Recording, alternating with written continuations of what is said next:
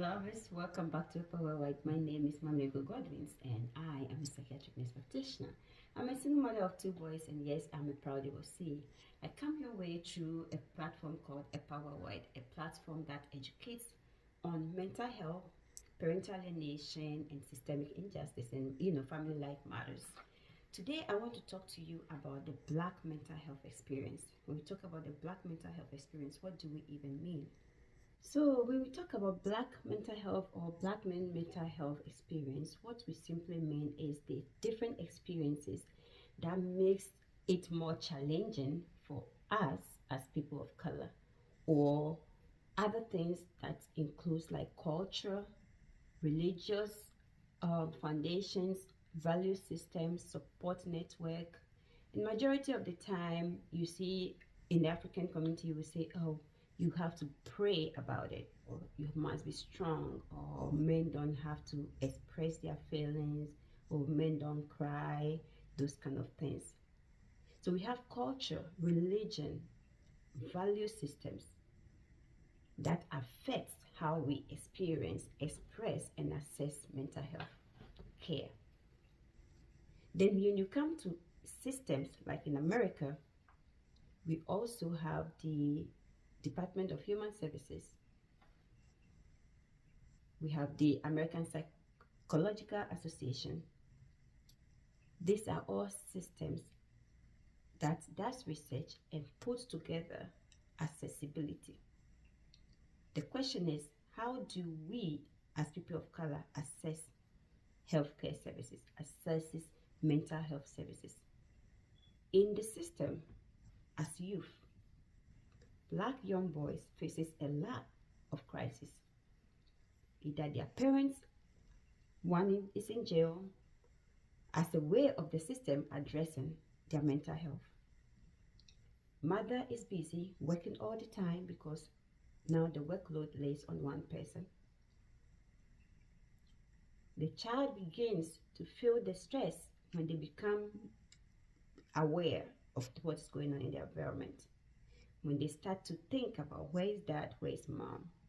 When they start to have to put the pressure of education in addition to that. As a result, they exhibit signs of anxiety, signs of depression. When they go to the school system, there is one of three ways that the school system addresses Black males' mental health experience. They address it through IEP or special education. They address it through giving suspensions to your child. They even address it via giving what? Referrals to behaviors. And this is what I term inadequacy of the professional. As a result of this, your child is boxed in a hole, is boxed with an eye, is boxed with a special treatment that is detrimental at the end of the day to the child's overall well-being. Research suggests, according to American Psychological Association, that for every 1,000 Black Americans, we only have one Black psychologist. In the last several years, we only have 7% of Black men seeking mental health services. So when you look at it, accessibility is an issue. Who are the service providers? Who are the professionals? Do they understand culture as it relates to the Black man? Do they understand cultural specific care provision as it pertains to the Black man's experience? As a young boy who is growing up with no parent in the home, as a young boy who is growing up who is basically emotionally neglected, as a young boy growing up, emotional neglect means that, hey, the child is being neglected, father is not present, mom is working, and is not present either.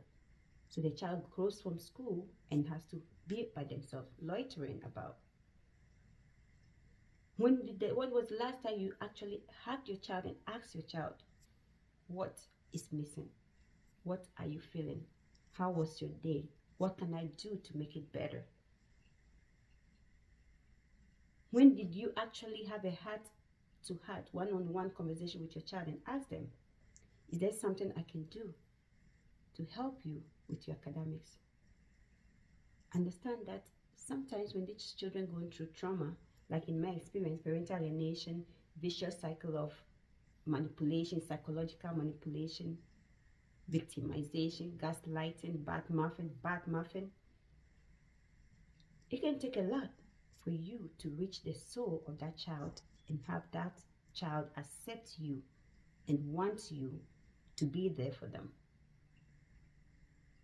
It can be challenging. However, when was the last time you tried it? When was the last time you tried to reach out for services for that child? Have you investigated and found a therapist that has walked your walk, that is understands your culture, understands that religion is a core part of your culture, understands your value system? Then you have to face the system that deals also with race, judgments. There were stories we were talking about the other day on Facebook when somebody was telling me a particular case where the person reached out to the court asking for help, asking for restraining order, and the judge did what?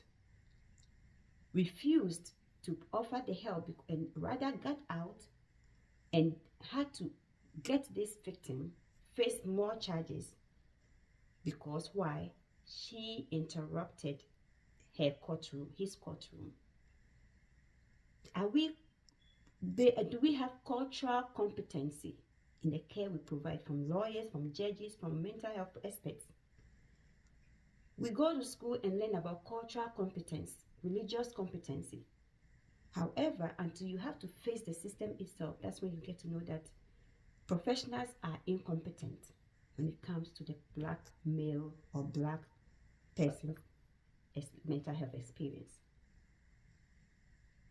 What is the way forward?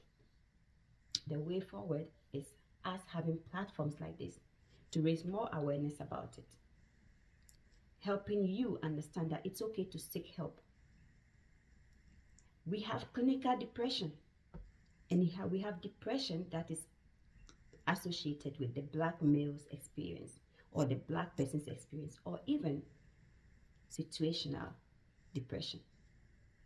So when you have situational depression or the black male's experience when it comes to depression, anxiety, which is real, you lost your job, you're grieving with a loss of a home through the Great Depression, 2008 and stuff like that, where we have the mortgage crisis and people lost their homes and stuff like that through bankruptcy, foreclosure, and other things like that.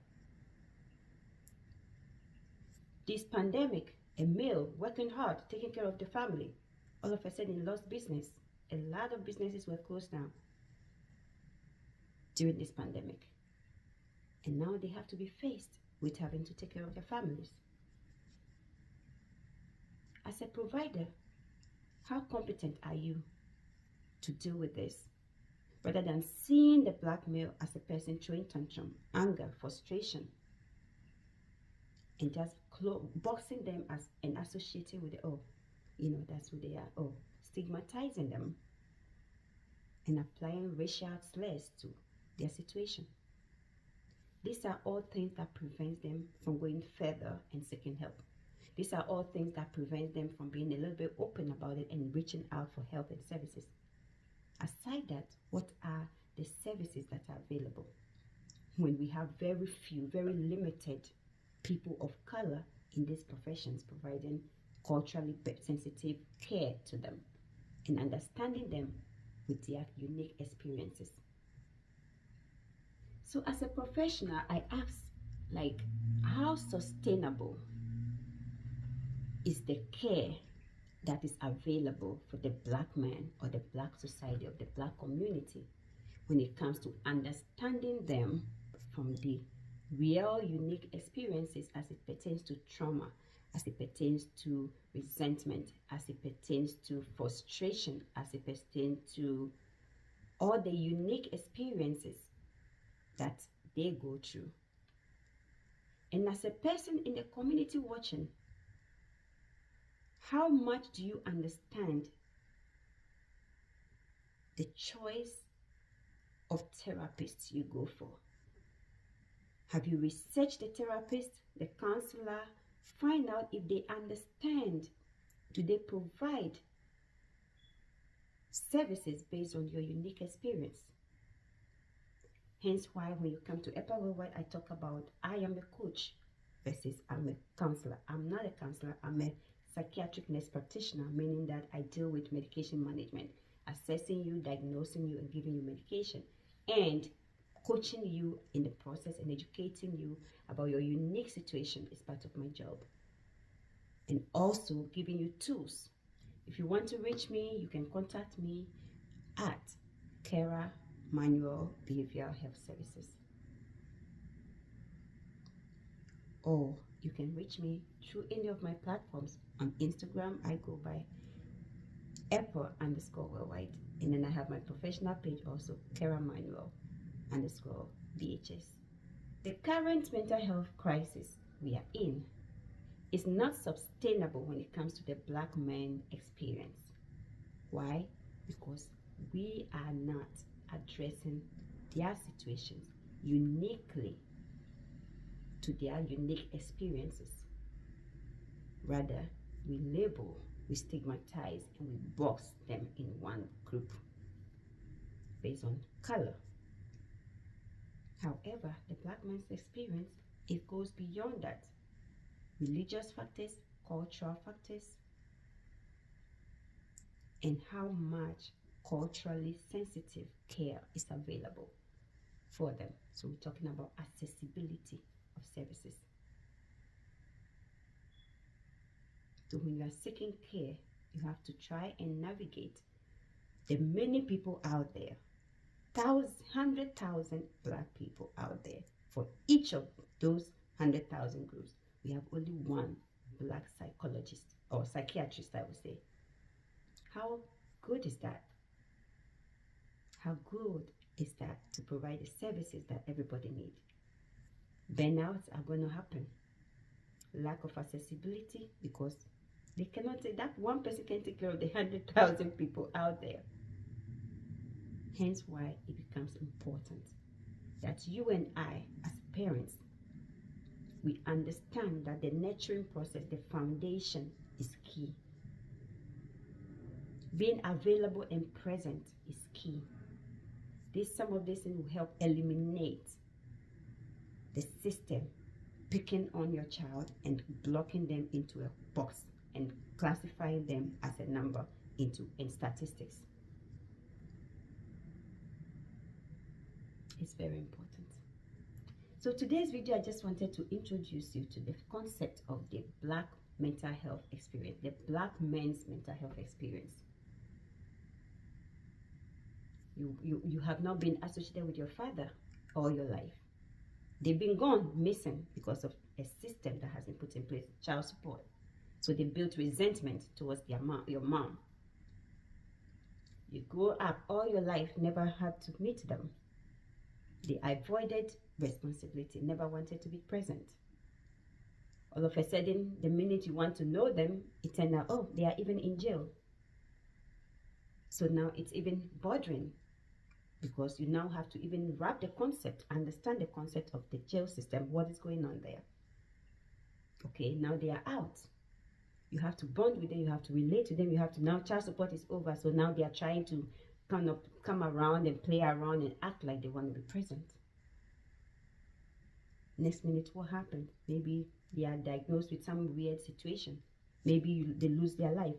So then the generation repeats itself with you living with a void that was never closed. What do you do about it to close that void, or at least cope in a healthy way, in a functional way, so you don't repeat the same in the lineage? If these are some of the topics you'd like to hear about, I want you to follow this page. I want you to subscribe to my YouTube channel, EPA Worldwide, and I want you to follow me on Instagram, EPA_Worldwide. I want you to follow me on Facebook, EPA Worldwide. and I'll bring you concepts like this. And if you need one-on-one coaching, mental health coaching, I encourage you to reach out and sign up. Till I see you in the next video, my name again is Mamuyuko Godwins, and I am a psychiatric nurse practitioner. I'm a single mother of 2 boys, and yes, I'm a proud divorcee. We are living one day at a time, one video at a time, eliminating stigma associated with mental health, parental alienation, divorce, all of that. We want to eliminate some of these things. And without much education, we can't get a school taken care of. I love you, and I'll see you soon. Take care.